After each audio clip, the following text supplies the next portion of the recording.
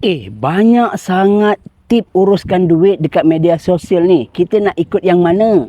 Peninglah nak ikut yang mana satu. Kita buat yang paling simple dan paling mudah nak kita ikut. Caranya macam mana? Yang pertama, catat setiap perbelanjaan kita setiap hari. Yang kedua, hujung bulan kita buat analisis dan kita muhasabah ke mana duit kita.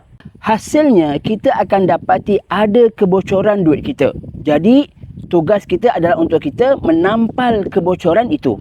Kita tampal kebocoran itu dengan kita buat simpanan. Tak kisah berapa ringgit pun, janji kita simpan duit kita. Kita kena mulakan simpan walaupun RM10, walaupun RM20.